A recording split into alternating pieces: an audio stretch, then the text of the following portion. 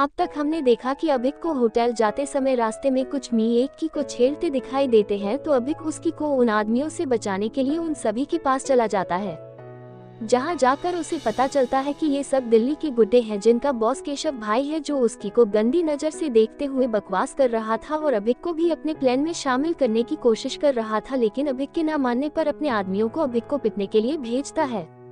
तभी अभिक कुछने लगता है और मुस्कुराने लगता है। कुछ ही देर में चारों ओर शोर और धूल हो गई थी, लेकिन जब वह शोर और धूल शांत होती है तो सभी अपनी आंखों के सामने का नजारा देखकर हैरान रह जाते हैं। अब आगे सभी अपनी आंखों के आगे जो देखते हैं उस पर यकीन नहीं कर पा रहे थे। तभी अचानक ही अभिक की जोरदार हंसने की आवाज आती है और वह तेज तेज हंसते हुए केशव से बोला, जब तुम हंस रहे थे और अब हंसने की बारी मेरी है, लेकिन उससे पहले मेरे पास तुम सभी लोगों के लिए इसके अलावा एक और सरप्राइज है। कि इतना कहकर अभिक फिर से अपने होठों में कुछ बड़बड़ाता है और उसके साथ फिर से वही मिस्टीरियस तरीके से मुस्कुराने लगता है। अब तो केशव भाई की हालत डर के कारण खराब हो रही थी। केशव और उसके गुंडे वहां से भागना तो चाहते थे, लेकिन अपने सामने का नजारा देखकर भाग नहीं पा रहे थे। जैसे ही वह एक एक कदम पीछे बढ़ाते हैं तो उन्हें फिर से एक अघुल का गुब्बार अपनी ओर आता नजर आता है। साथ ही साथ उन्हें का अपनी और कई सारे कदमों की एक साथ भागकर आने की आवाज आती है, जिसके साथ उन सभी की आंखें एक बार फिर से बंद हो जाती है। जब वह अब की बार आंखें खोलते हैं तो बिल्कुल दंग रह जाते हैं।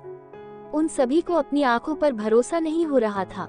अब तो उन्हें अभिक नहीं बल्कि साक्षात अपने सामने खड़ा यमराज लग रहा था। उन्हें अपने सामने मौत नजर आ रही थी। अब तो वह लोग न वहां रुक सकते थे और न ही वह वहां से भाग सकते थे। हालात कुछ ऐसे थे जैसे आगे कुआं और पीछे खाई। तभी एक आदमी बड़ी हिम्मत करके केशव से बोला, भाई ये लड़का पागल है माँ, मैंने तो आपसे पहले ही कहा था, और देखिए ये टोना टोटका भी जानता है। अब हमारा क्या होगा, कैसे बचेंगे हम यहाँ से। इतना कहकर वह इंसान रोने लगता है। उसके और साथियों की भी कुछ यही हालत थी। केशव की ती हवाएं ही उड़ चुकी थी, डर के कारण उसकी टांगें कांप रही थी। केशव को कांपता हुआ देखकर अभिक तंज भरी मुस्कान के साथ केशव से बोला, हाँ तो क्या कहा था तुमने कि अगर दम है तो रोक कर दिखाओ। हाँ तो चलो, मैंने मान लिया मुझ में दम नहीं है, लेकिन तुम में और तुम्हारे इन चमचों में तो दम है ना, तो तुम अब इसकी की छू कर भी दिखाओ। सोच लेना, अगर तुमने इस लड़की को छुआ तब तो तुम गए काम से, और अगर मेरी बात नहीं मानी तब तो बिल्कुल गए। अभिक की बात सुनकर केशव की सांसें तो गले में ही अटक गई थी। उसे कुछ समझे नहीं आ रहा था कि वह क्या करे या क्या ना करे। जैसे ही उसने कुछ बोलना चाहा तो उसके मुंह से एक भी शब्द नहीं फूटा, बल्कि उसे हिचकियां आनी शुरू हो गई थी। आती भी क्यों ना, उसके सामने का नजारा ही कुछ ऐसा था। उसके ठीक सामने अभिक बिल्कुल किसी फौलाद की तरह खड़ा था और उसके चारों ओर सैकड़ों नहीं हजारों, नहीं लाखों, नहीं करोड़ों मधुमक्खियां थीं, जिन्होंने अभिक के चारों से घेर कर ऐसा जाल बना लिया था कि कुछ समझ ही नहीं आ रहा था कि अभिक के पीछे क्या है। मधुमक्खियां तो मधुमक्खियां, कुत्ते भी। अभिक के चारों ओर सैकड़ों की तादाद में कुत्ते थे, जिनके मुंह से राल टपक रही थी। ताजुब की बात तो यह थी कि वह सभी अभिक से कुछ नहीं कह रहे थे, बल्कि केशव और उनके आदमियों को भूखे भेड़ियों की तरह घुरे जा रहे थे। उन सभी की तरफ केशव की देखने की भी हिम्मत नहीं हो रही थी। तभी अभिक अपनी आंखों से एक बार उन कुत्तों को देखता है। अभिक के देखते ही वह कुत्ते अचानक से ही केशव और उसके आदमियों को देखते हुए एक साथ भौंकने लगते हैं। भौं भौं। इतने कुत्तों की एक साथ भौंकने की आवाज से सारा का गूंज उठा था, और कुत्तों के भौंकने के साथ ही केशव ने अपनी पेंट भी गीली कर दी थी। जैसे ही कुत्ते भौंकना बंद करते हैं, केशव तुरंत डर में लड़खड़ाती जुबान से अभिक से कहता है, ये तुम क्या कर रहे हो? प्लीज हमें छोड़ दो। अगर तुम्हें ये लड़की चाहिए तो तुम इसे रख सकते हो। मैं इसकी की तरफ आंख उठाकर भी नहीं देखूंगा। मैं सच कह रहा हूँ। प्लीज मुझे छोड़ दो। अगर तुम चाहो तो मेरे इन आदमियों को पीट सकते हो, लेकिन मुझे छोड़ दो। केशव की बात सुनकर उसके सभी आदमी और अभिक केशव को घृणा भरी नजरों से देखते हैं।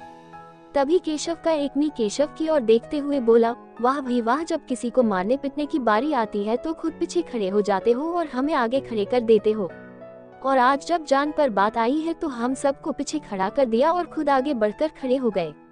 हम सबको कुर्बान कर रहे हो। कितने नीच आदमी हो तुम।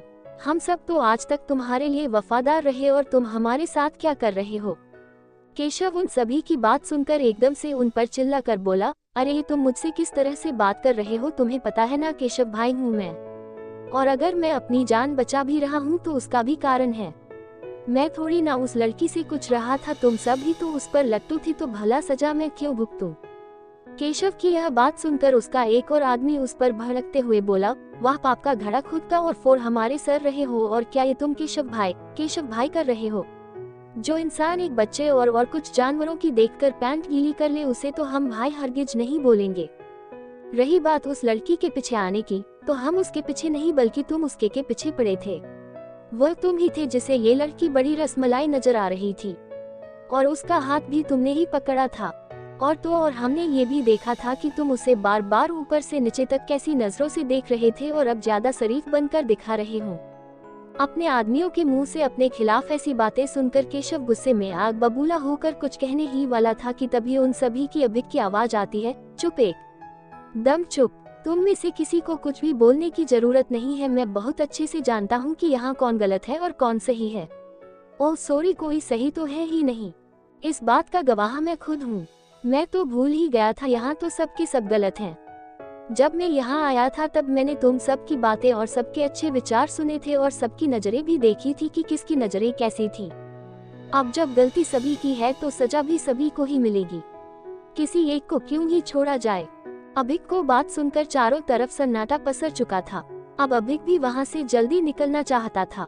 वह इन सब लोगों के प्रवचन और नहीं सुनना चाहता था, इसलिए वह सभी को देखते हुए अपनी सख्त आवाज में अपने साथ के सभी कुत्तों और मधुमक्खियों से बोला, इन लोगों को छोड़ना मत और इन्हें तब तक पाओ जब तक ये मरने की कगार पर ना आ जाएं, लेकिन इनको जान से नहीं मारना है, बल्कि इनकी हालत ऐसी करनी है जो ये सारी की खुद को देखकर रोते रहे और इसी बात का पछतावा करते रहे कि इन्होंने किसी लड़की के बारे में ऐसा सोचा भी कैसे। इन्हें इस लायक बना दो ताकि ये फ्यूचर में किसी के साथ चाहकर भी कुछ ना कर पाएं, और काम खत्म होने के बाद तुम सब भी यहाँ से चले जाना। अभिक की ये बातें वह कुत्ते और मधुमक्खियां बिल्कुल ऐसे सुन रहे थे जैसे कि वह उसकी सारी बातें समझ गए हैं। लेकिन केशव और उसके आदमी फटे मुंह अभिक को जानवरों से बातें करते हुए देखे जा रहे थे। उन्हें यकीन नहीं हो रहा था कि कोई इंसान जानवरों की अपने इशारे पर बुला सकता है, लेकिन अभिक ने जानवरों की बुला लिया था। अब उन सभी को अभिक को जानवरों से बातें करता देखकर मन ही मन हंसी आ रही थी। वह सोच रहे थे, हम तो इसलिए डर रहे थे कि कहीं इन मधुमक्खियों में से कोई हमें काट ना ले, या कोई कुत्ता पागल हुआ तो हम में से किसी को काट ना ले। लेकिन ये तो शांत है, और ये लड़का इनसे बातें तो ऐसे कर रहा है जैसे ये सब इसकी बातें सुन ही लेंगे। आजकल के जरा जरा से बच्चे ज्यादा अकड़ दिखाते हैं, पागल लड़का। अपने मन में यही सारी बातें सोचकर वह सब मुस्कुरा रहे होते हैं, तभी वह कुछ ऐसा देखते और सुनते हैं जिसके बाद वह सभी डर के कारण अपनी पेंट गीली कर देते हैं। उनके सामने ही सभी मधुमक्खी एक बी का साउंड क्रिएट करती हैं, जिसे सुनकर के शरीर में एक करंट सा दौड़ जाता है और रोंगटे खड़े हो जाते हैं। कुत्ते भी अभिक की बात सुनकर एक साथ भौंकते हैं और अलर्ट मोड पर आ जाते हैं।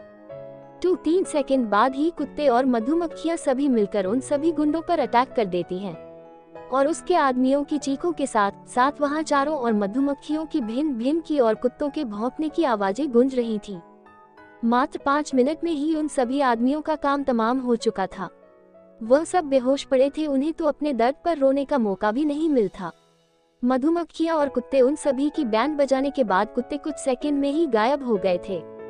उन आदमियों की ऐसी हालत देखकर अभिक बोला, तुम इस लड़की के पीछे मधुमक्खियों की तरह पड़े थे। अब कैसा लग रहा है जब मधुमक्खियां तुम्हारे पीछे पड़ी हैं? समाज में तुम जैसे कुछ लोगों की वजह से ही लड़कों का नाम बदनाम होता है।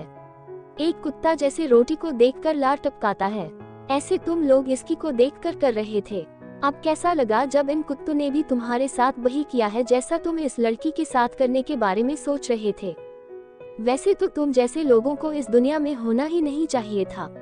मैं भी तुम्हें इस दुनिया से भेज सकता था, बस इसलिए नहीं भेजा ताकि तुम्हें भी अपनी गलती का एहसास हो और जिंदगी भर तुम तड़पो। इतना कहकर अभिक उन आदमियों से नजरें हटाकर उसकी की तरफ चला जाता है। वह लड़की अभी भी बेहोश पड़ी थी। उसे उठाकर अभिक उसके गालों को थपथपाते हुए बोला, सुनिए आप कौन हैं और आपका घर कहाँ है? इतना कहकर अभिक उस लड़की के चेहरे पर आ रहे बालों को पीछे करता है। उस लड़की का चेहरा इतना सुनहरा था, उसके गाल और नाक बिल्कुल किसी कश्मीरी सेब की तरह लाल हो रहे थे। उसकी घनी और लंबी पलकें बंद थी। उसका चेहरा इस सर्द मौसम में बिल्कुल ठंडा हो रहा था। एक तो उसने इतने छोटे कपड़े पहने थे, वह भी सर्दियों में, तो ठंड तो लगनी ही थी। अब तो रात भी काफी हो गई थी और चारों तरफ अंधेरा छा गया था। कोहरा भी आने लगा था जिससे ठंड और भी बढ़ने लगी थी। अभिक ने उस लड़की को होश में लाने की बहुत कोशिश की, लेकिन वह होश में आ ही नहीं रही थी। अभिक थक हार कर उसकी के पर्स को चेक करता है ताकि उसे शायद कुछ ऐसा मिल जाए जिससे वह उसकी मदद कर सके। लेकिन जब अभिक उसका पर्स देखता है तो उसमें क्रेडिट कार्ड्स और कुछ बिजनेस कार्ड्स के अलावा बस उसकी का फोन था जो डेड हो चुका था। अभिक उसके फोन को पर्स में रखते हुए बोला, अब तुम्हें मैं तुम्हारे घर कैसे लेकर जाऊं? ना तो मुझे तुम्हारा नाम पता है और ना ही ये पता है कि तुम्हारा घर कहाँ है, और तुम्हारा फोन भी डेड हो चुका है। अब तुम ही बताओ कि मैं क्या करूं? मैं तुम्हें यहाँ अकेले भी तो नहीं छोड़ सकता। लगता है कि मुझे तुम्हें अपने साथ होटल ही ले जाना पड़ेगा। इतना कहकर कौस्की को अपनी पीठ पर उठाकर होटल की तरफ चलने लगता है। लगभग 10 मिनट बाद ही अभिक होटल पहुंच चुका था। होटल जाकर अभिक सबसे पहले रिसेप्शन पर जाता है, जहां इस समय स्नेहा मौजूद नहीं थी। वहां पर इस समय कोई और की थी, क्योंकि स्नेहा अपनी शिफ्ट करके पहले ही जा चुकी थी। नाइट शिफ्ट तो अमृता की थी। अमृता जब आज अपनी नाइट शिफ्ट करने होटल पहुंची तो उसे आज होटल में हुई सारी घटना के बारे में होटल स्टाफ से पता चल गया था, क्योंकि यशराज जी ने सख्त हिदायत दी थी कि अभिक का पूरा ख्याल रखा जाए।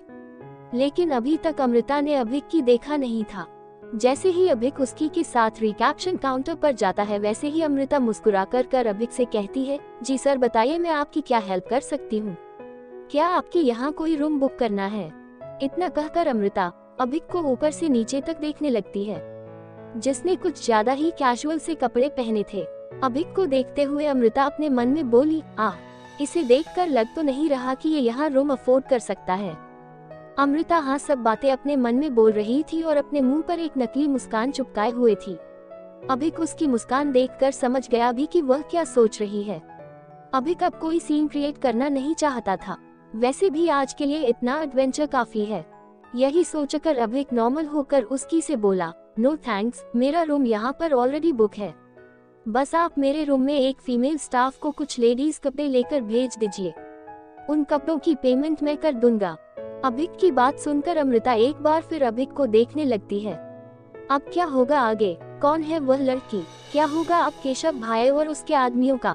अभिक उस लड़की को अपने रूम में ही रखेगा? और क्यों मांग रहा है अभिक लेडीज कपड़े? अभिक की बात सुनकर कैसा रिएक्शन होगा अमृता का?